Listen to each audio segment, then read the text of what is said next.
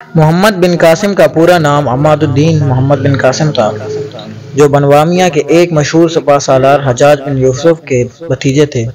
محمد بن قاسم نے 17 سال کی عمر میں سندھ فتح کرکے ہندوستان میں اسلام کو متعارف کرایا اور ہندوستان میں انبیاء مہمات کا افتتاح کیا۔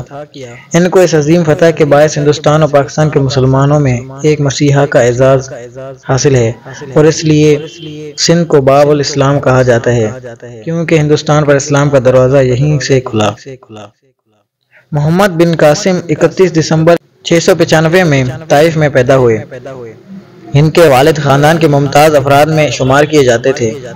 جب حجاج بن یوسف کو عراق کا گورنر مقرر کیا گیا تو اس نے ثقفی خاندان کے ممتاز لوگوں کو مختلف عہدوں پر مقرر کیا۔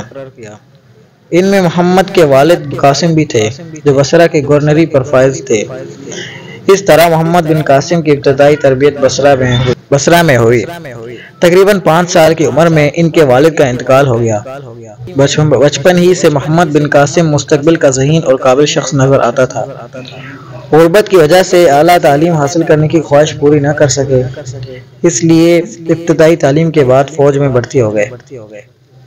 فنون سپہ گیری کی تربیت انہوں نے دمشق میں حاصل کی اور انتہائی کم عمر میں اپنی قابلیت اور غیر معمولی صلاحیت کے بدولت فوج میں اعلیٰ عہدہ حاصل کرکے امتیازی حیثیت حاصل کی۔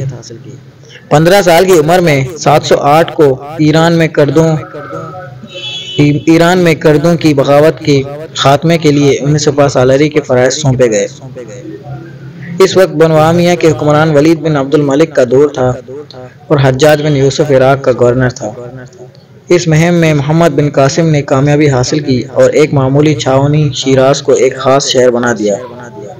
اس دوران محمد بن قاسم کو فارس کی دارالحکومت شیراز کا گورنر بنایا گیا۔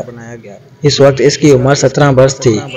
اپنی تمام خوبیوں کے ساتھ حکومت کرکے اپنی قابلیت و ذہانت کا سکہ بٹھا دیا اور 17 سال کی عمر میں ہی سندھ کی مہم پر سالار بنا کر بھیجا۔